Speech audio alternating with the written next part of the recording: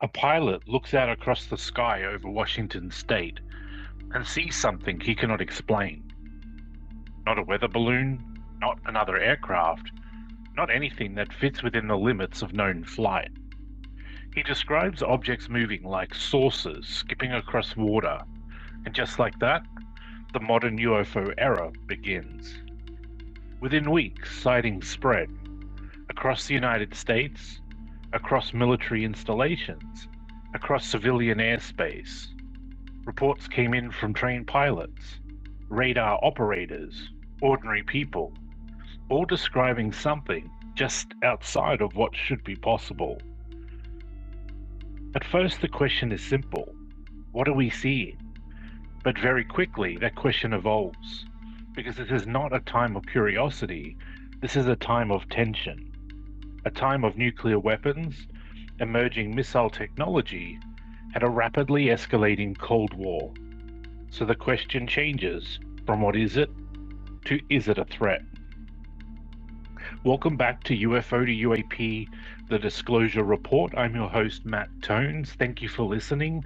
Please subscribe and share this episode, which is titled Project Blue Book Wasn't Looking for Aliens, It Was Looking for Threats.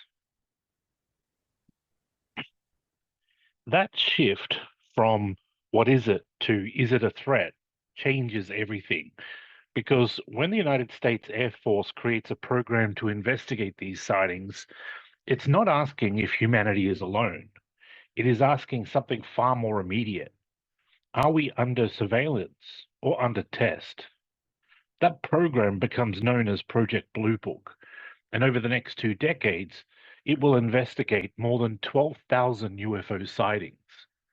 But here's where the story gets complicated, because most people believe Blue Book had one purpose: to determine whether UFOs were extraterrestrial.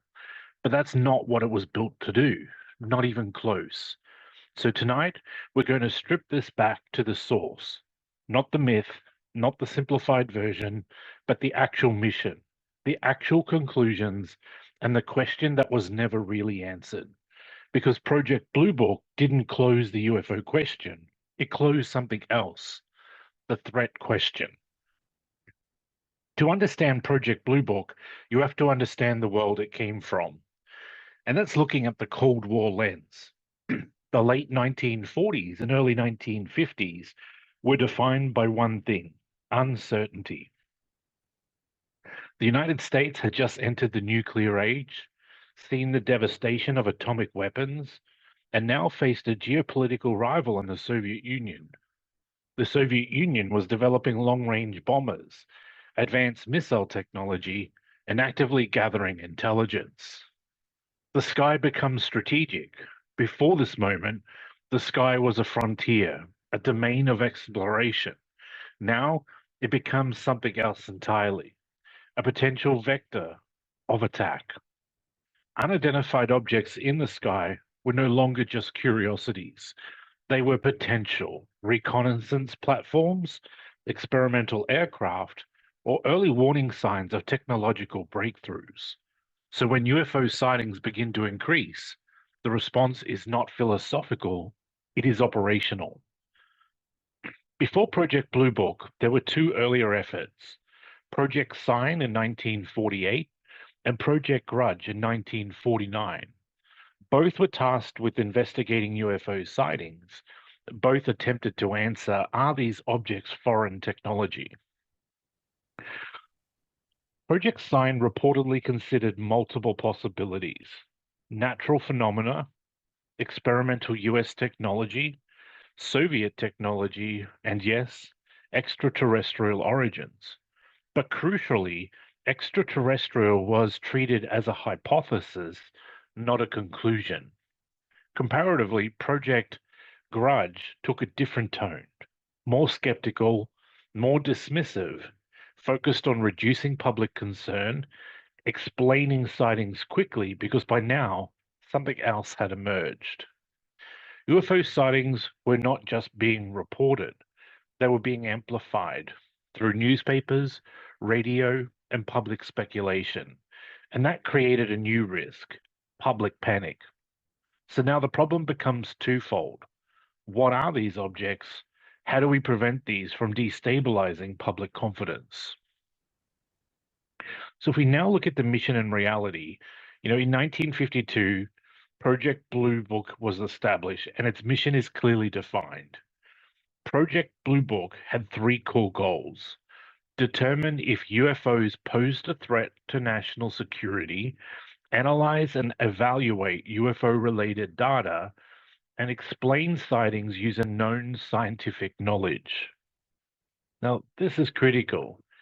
You'll note there is no mandate to prove extraterrestrial life or to disprove extraterrestrial life. That was not the mission. The structure of the program had Project Blue Book operated as a centralized reporting system, an investigative unit, and a classification mechanism. Reports would come in from military personnel, radar operators, civilians, and they would then be analyzed, categorized, and either explained or left unresolved. Now, the scale of the data over its lifetime, there were 12,618 cases investigated. This includes visual sightings, radar confirmations, pilot encounters, and multi-witness events. Most cases, however, were explained as aircraft, weather balloons, astronomical objects, or atmospheric phenomena, but not all. There were 701 cases that remain unidentified. Now, let's be precise here. Unidentified does not mean extraterrestrial, nor advanced technology, nor unknown origin. It means insufficient information to determine cause. Now, we go deeper here and look at the investigation process, because how Blue Book operated is just as important as what it concluded. This is the deeper reality. Speed over depth. Blue Book was not designed for deep scientific exploration. It was designed for rapid classification. Why? Because the priority was risk assessment.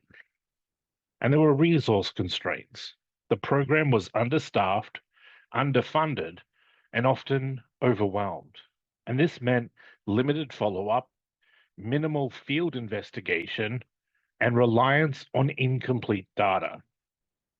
The practical outcome saw that many cases were quickly explained or left unresolved, not because they were deeply studied, but because they could not be resolved within operational constraints. So the conclusion, what was actually said? In 1969, Project Blue Book ends, and its conclusions are formally stated. The three key findings, and it's important we really focus on what was said here. No UFO investigated indicated a threat to national security.